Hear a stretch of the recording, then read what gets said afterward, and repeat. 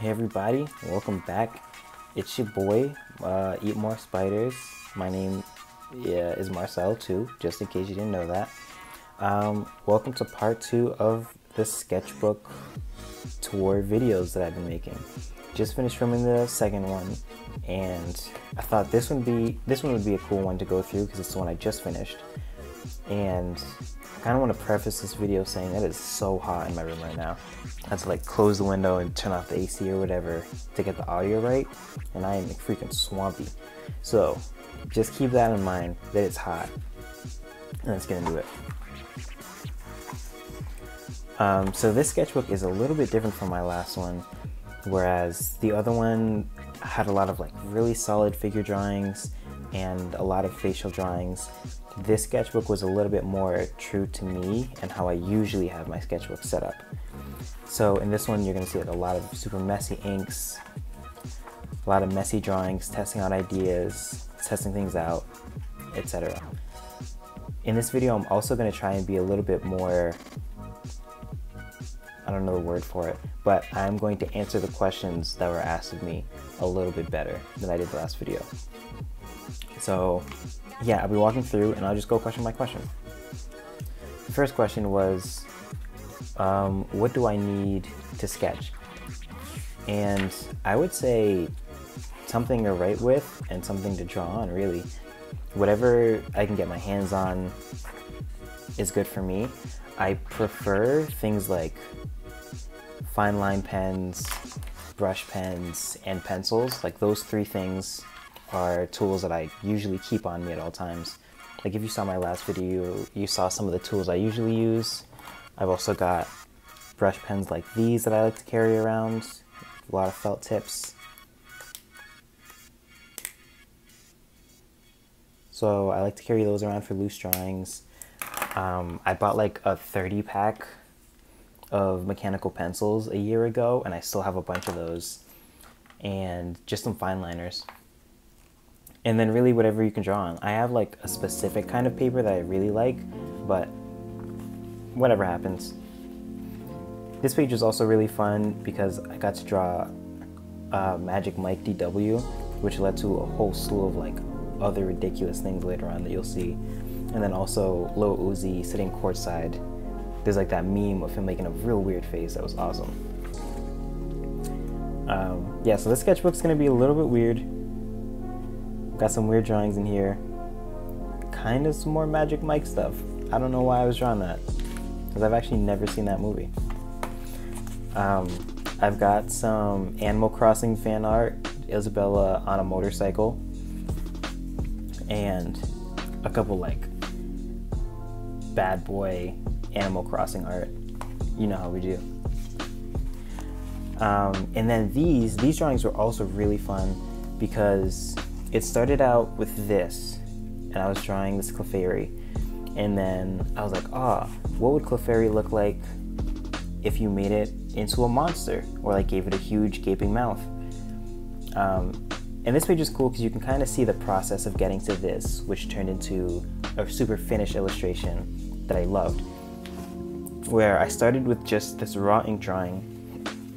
I moved on to this even less finished ink drawing, and then got to sketching and inking this guy out.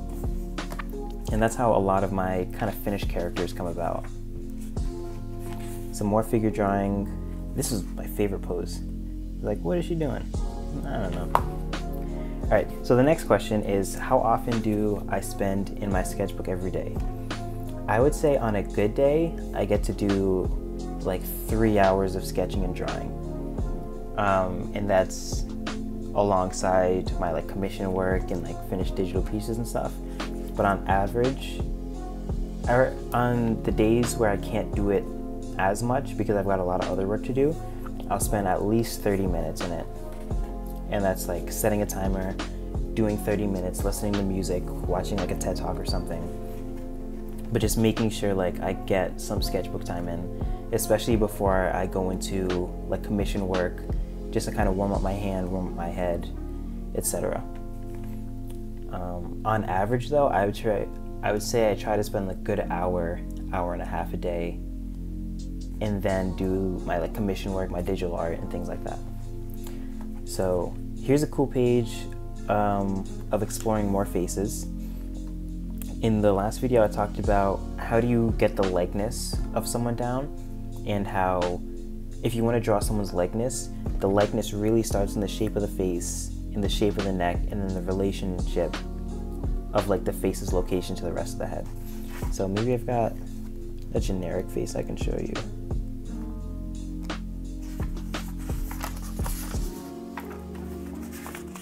I'll find one later on. But yeah, again, so if you're having trouble drawing likenesses, I would say there's a bunch of websites, or just Google pictures of people's faces, and then instead of drawing like the general, like when you go to draw a head, you do the circle and then the line, you come down here and whatever. Instead of doing that, right, try to focus more on the person's general shape, like the shape of their head early on. I don't know, this is a quick one. And then draw them from there.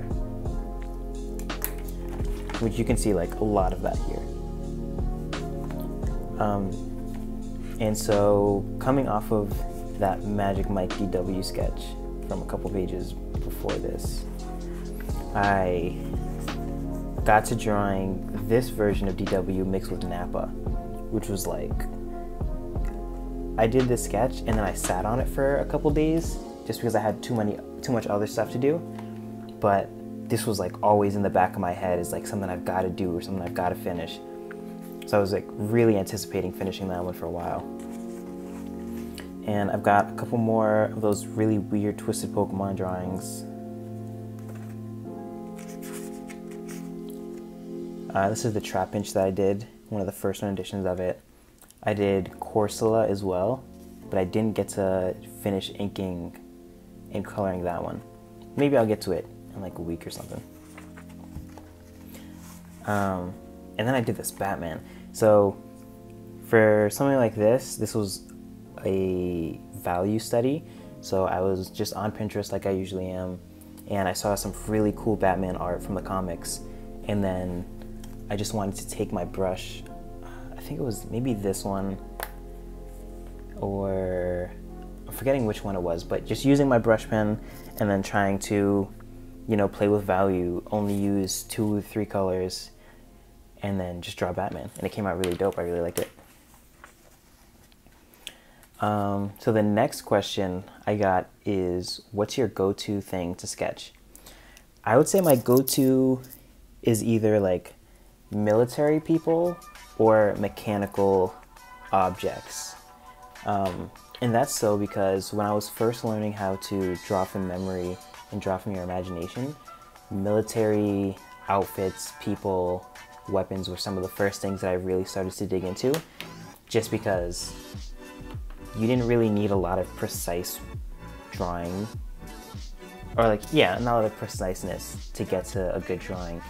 So kind of when I don't have anything else to draw, I'll just default to bits and pieces of that, which are really fun.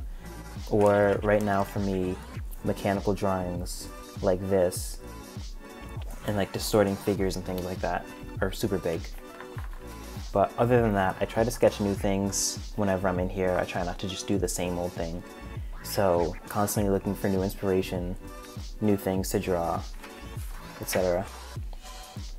This one was the Magikarp that I had drawn. So I started off just drawing a regular Magikarp and then mixing it with like this woolly mammoth jaguar thing, and like mixing a bunch of animals together until it came out into something cool. And this one was really cool because this happened in like one rendition, which it usually takes like 2 or 3 to get something like that. This is some sketching for commission work I did, and then some sketches for a comic book that I'm actually in the process of working on right now. I won't say much about that, but I will show these really cool drawings of like this monkey dude with a fish attached to his head. And the fishes can talk. It's super cool. Yeah, took like one night spent a good 2.5, 3 hours just working on character drawings, ideas for the comic, fleshing out stories and stuff like that. So yeah, like a ton of stuff like this. I think it'll be really fun. Hopefully I can get more headway on it and then show some more progress on that soon. So yeah, a lot of sketches, a lot of thought bubbles here. Got some more of those.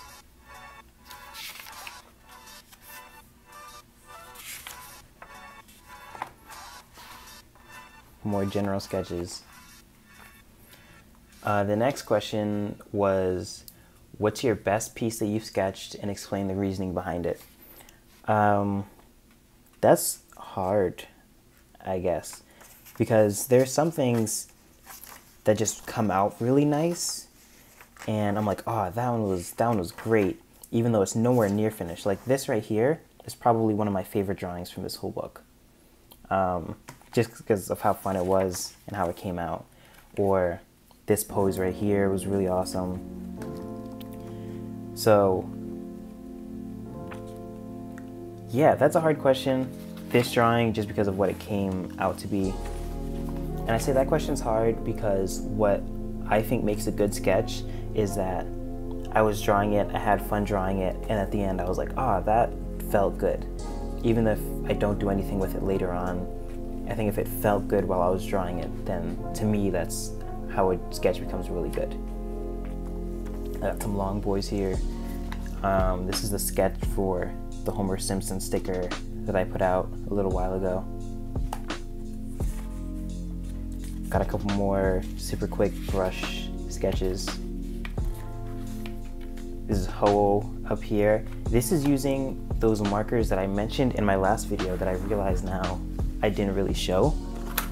And what those are, I use Artist Loft markers. Crack those open.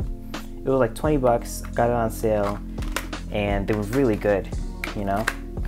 So especially in the sketchbook, like these colors come out super nice, really vibrant, and I love them. Only thing is it didn't come with a red marker. This is like a weird neon pinkish thing. That is cool, but if you're looking for cheap markers that kind of rival Copics, maybe these aren't as smooth as Copic markers, but if you're just looking for something cheap that you can use and like make really cool stuff with, I definitely try Artist Loft. You can see those colors up here. They do bleed in thin paper though. Another really cool sketch that I was happy with is I, on Tumblr, saw some screen caps of some characters from One Piece, and I was like, oh, it would be cool if they did this. And that's kind of how that came about. And I, again, used these markers too, started off with a sketch, inked them in, and went in with these Artist Loft markers. And this is one of those cases where a sketch goes really far, because like when I'm starting to sketch or work in my sketchbook, I never think it's gonna come out something like this, or I don't try to make something like this. I'll just start drawing. Like when I started, I just started drawing this mask, and then I'd scribble down the rest of this and a sword, and then this face, and I kept growing, and then I inked it and I erased and I went in with marker. So yeah, it kind of just happens, which is why the sketchbook isn't filled with things like that, because I don't try for things like that. Got some monsters, and this is wrapping up the sketchbook here. A couple more like lazy doodles, a Genos type from One Punch Man. Got weird Homer Simpson Pikachu that I saw on Tumblr or whatever. Got Ray here. This is another one of those cases where, like this, started with a sketch, because you can see like a lot of this isn't finished or just scribbled on, and then colored it in.